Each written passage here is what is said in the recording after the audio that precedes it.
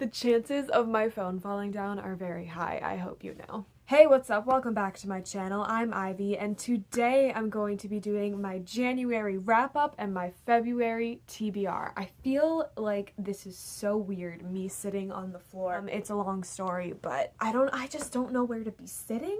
I had coffee earlier today and I asked for decaf, but I'm thinking maybe it wasn't decaf, but you know, I guess we'll never know. So I'm gonna talk about the shows and movies that I watched in January, as well as the books I read, and then the books that I want to read next month. So it's a lot. First of all, for shows, I finished Alexa and Katie.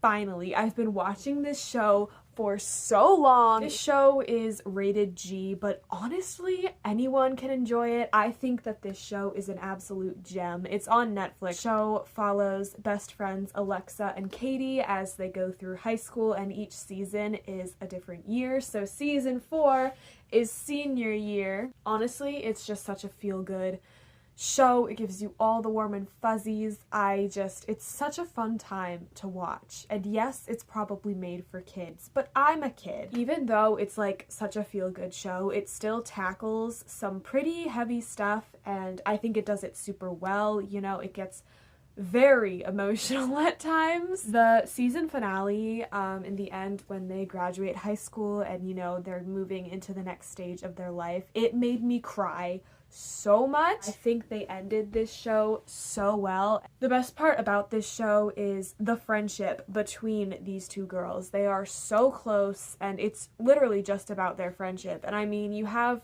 awesome family dynamics as well, but their friendship was fantastic. I gave season 4 5 out of 5 stars, and yes, I cried. Now we're gonna talk about movies. The first thing I watched was This Is Us. It's a documentary about One Direction, which is a boy band, if somehow you don't know that. I would call this just like mindless entertainment for the casual viewer. Like, if you're not a One Direction person, then it was entertaining, but like nothing too exciting. I didn't know anything about One Direction going in, and I honestly didn't learn anything. It was really fun to see the dynamics between the boys. They're just really funny, and it's just fun to watch them be together. The concert footage that they put throughout the documentary was also really fun. That was probably the highlight of it for me. I gave it 3 out of 5 stars, and it did not make me cry. Next we have Mulan, the live action one that came out last year. The original Mulan, the cartoon, is my favorite Disney movie of all time. And I kind of put my expectations for this one low. Like, I intentionally did not go in expecting much, and I honestly enjoyed it more than I thought I would. I do have several complaints. Mulan in this version was so good, so fast. Like, she didn't have to work hard. There was really no struggle like there is in the cartoon. She's already really good at fighting, and I think that just took away from the story because you don't feel as triumphant. I also thought the villain in the live action one was just so boring. Like, he was just not even a good villain. He was just kind of there, and you're like, oh, that's the bad guy we have to fight, but that was it. And some of the parts were just ridiculous. Like, I don't know how to describe it, but like, you know what I'm trying to say. It was just a little silly. Also, the fact that they're fighting this war and literally everyone survives. You're in war. That doesn't happen. And I get that it's Disney, but I had hopes. Like, I was actually secretly hoping that maybe they would kill someone and make it more realistic, but no. I did have some things that I enjoyed. Like, overall, I honestly did enjoy this movie. I did think it was intense enough to actually feel legit. Like, I was worried that it was gonna be too not intense. One thing I loved was that they completely got rid of the love story that's in the original, which it's just so unnecessary, so that was a great decision for sure. I loved how it paid homage to the original movie. There were just so many little moments where it was like referencing it. And I will say that some of the action sequences were actually kind of cool. And like I said earlier, there were some ridiculous parts, but there were some cool parts. Overall, I gave it 3.5 out of 5 stars. Whoa, voice crack. And I did not cry. Next, we have Minority Report. This movie takes place in the future, and there's this system called pre-crime, and basically pre-crime arrests people and punishes them for crimes before they're committed, so it can predict when someone is going to murder somebody else. I was so pleasantly surprised by this movie. I really enjoyed it. The concept is so good and it raises so many interesting questions and it just really makes you think. I do quite enjoy Tom Cruise movies. Anytime he's in a movie, it kind of makes it better automatically for me. There were lots of twists and turns. It was deliciously intense. There were some pretty cool action scenes. They were fun. The concept of this movie was very unique, very original, but at the same time it felt so comfortable and familiar. So overall, I gave it 4 out of 5 stars and it did not make me cry.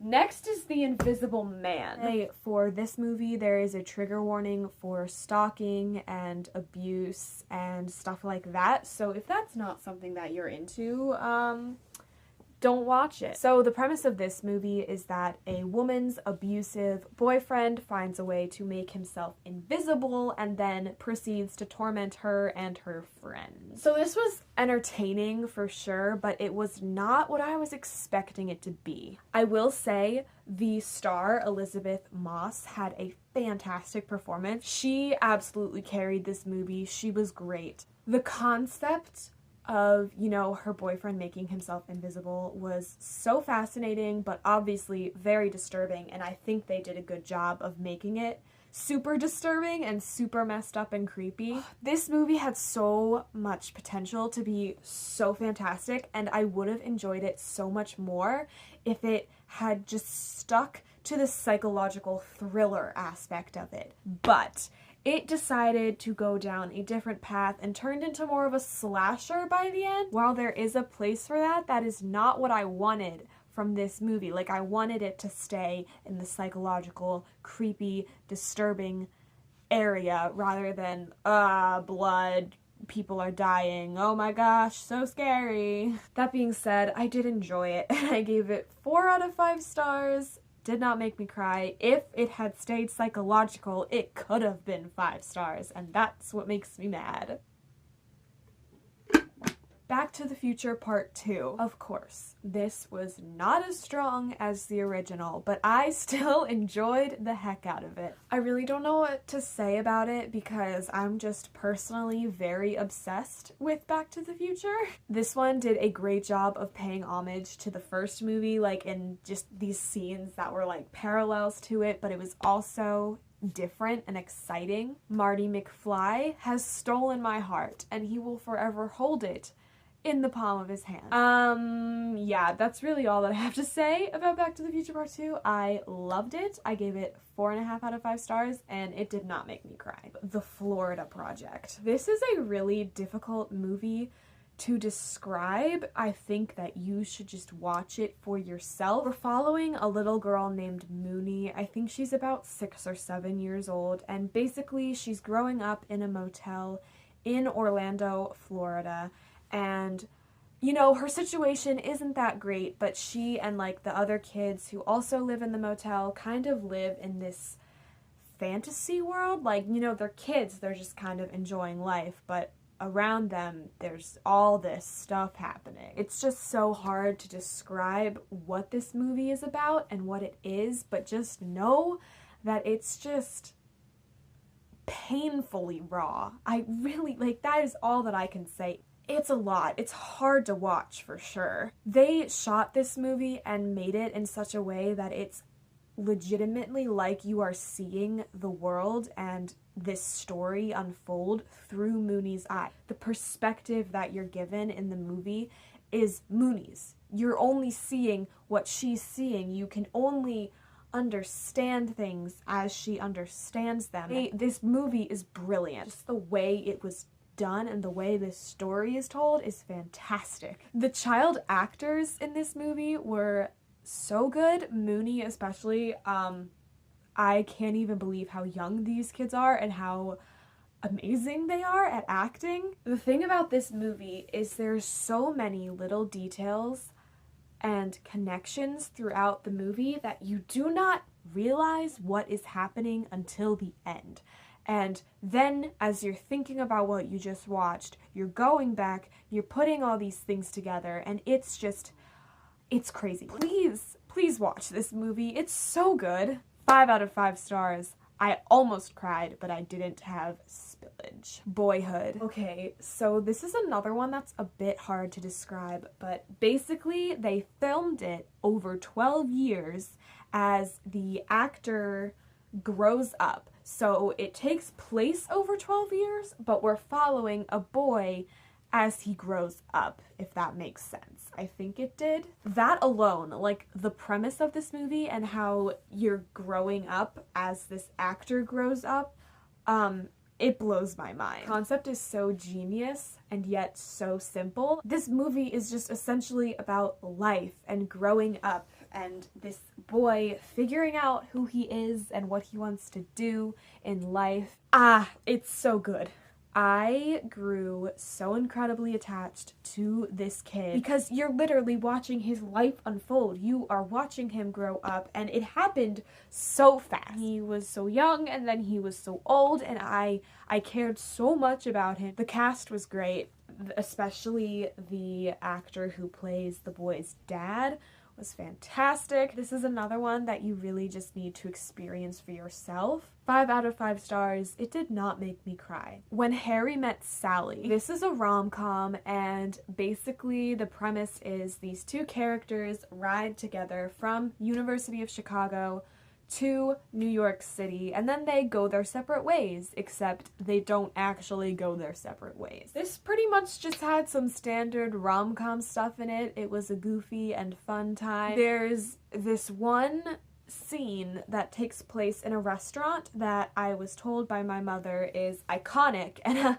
I can definitely see why. It was so funny. If you've seen it, you know what I'm talking about. I liked the two main characters. I liked Harry and I liked Sally. They were interesting to follow, not boring. Rom-coms, I've noticed, aren't really my thing. I mean, I'll watch it, I'll enjoy it, but I won't love it. But I gave it 4 out of 5 stars and I did not cry. Alright, so the last movie that I watched in January was The Breakfast Club. 5 kids go into detention on a Saturday and they're defined as the brain, the jock, the princess, the criminal, and the basket case.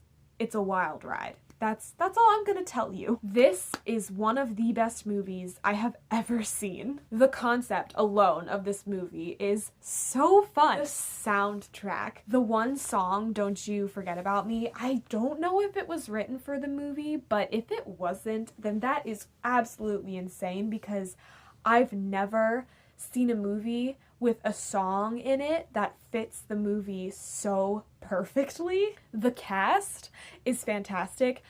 I was so impressed by every single one of them, and there's one scene in particular which I have learned since watching it was almost entirely improvised, and that just makes it so much better. I had so much fun just watching their shenanigans and all the mischief that they get into. It's so funny. Their interactions with each other are so hilarious. The emotional intensity of this movie ran me over like a truck. These 5 characters are so different, and yet they go into detention and they form a bond that they will never forget, and they will never be the same after the fact. They all learn so much from each other, and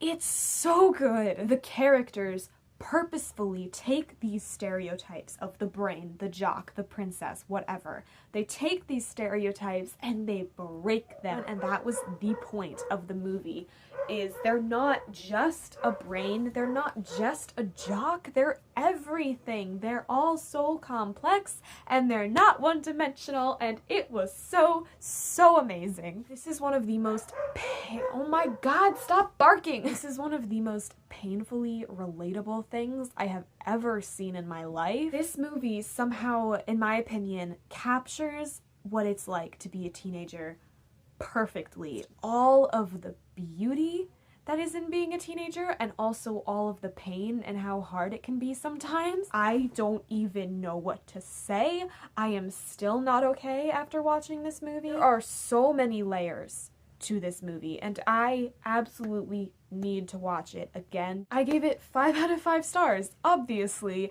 and I cried so unbelievably much. That was it for the movies. That was like 50,000, and I am sorry. But let's talk about the books that I read. First of all, we have Ghosts of the Shadow Market by Cassandra, Clare, and a whole bunch of other people that I cannot remember right now. This is part of the Shadowhunters Chronicles, and it's a collection of novellas, and they all, no, not all of them specifically follow Jem, but there's like an underlying thread of Jem throughout this book. Jem is my favorite character in all of Shadowhunters, so naturally I enjoyed the heck out of this. I loved following this specific journey that he's going on throughout the stories, and I'm not going to tell you what it is, but if you know, you know. There are so many connections from this book to like all the other Shadowhunters series, and it's setting up the Last Hours and the Wicked Powers so well, and it's making me want them right now. So many great moments with like all of my favorite characters from the Shadowhunters Chronicles, and it just made me so happy to see them all together. If you are reading Shadowhunters and you're thinking, I don't really need to read Ghosts of the Shadow Market, you do. You absolutely need to read this, especially if you want to read The Wicked Powers. I gave it 5 out of 5 stars, and it did not make me cry. The Shadowhunters Codex by Cassandra, Clare, and possibly another person, but again, I can't remember. This is essentially just a guidebook to the Shadow World, but through the Clave's eyes. In the book, there's annotations by Simon, Jace, and Clary, which was the best part for me. It was really fun just to like read their reactions and like the conversations they have back and forth. I also just really love learning all the details of fictional worlds, so it was just a fun time for me. And I gave it 4 out of 5 stars, and it did not make me cry. Okay, I'm very briefly going to go through the books that I want to read in February because this video is so long. Unfinished Tales of Numenor and Middle-earth by J.R.R. Tolkien and put together and edited by Christopher Tolkien. This is a collection of stories throughout the ages of Middle-earth, and like I said, Christopher Tolkien put them together. One of Us is Next by Karen M. McManus. This is the sequel to One of Us is Lying, which is a mystery, and the premise of that book is that 5 kids walk into detention and only 4 come out. Wayward Son by Rainbow Rowell. So this is the second book in the Simon Snow series. The first book is called Carry On. The first book is very Harry Potter inspired. We're following Simon Snow, who is the chosen one, and he's at this school for magic, and he has to fight this big bad, and that's a really bad explanation, but it's been a while since I read it. And then I'm hoping to get to The Desolations of Devil's Acre by Ransom this month. It comes out February 23rd, and it is the 6th book in the Peculiar Children series. Okay, oh my god, I don't think I've ever talked about so many movies in one video. That was a lot. But that is it for today's video. Thank you so much for watching. I hope you enjoyed it. I hope you have a fantastic day, and I will see you next time with another video. The chances of my fall... What is going on with my hair? I don't know. And every time I move, the light changes. This is great. I need to turn the page. Oh, it's stuck to the Disney forum. Forum? Water break. Y'all, I watched so many movies in January. I don't even know what happened. My stomach is growling. I am so hungry. Just the movie. Oh, while to go. That's my dog. That's gonna be a pain in the butt to edit.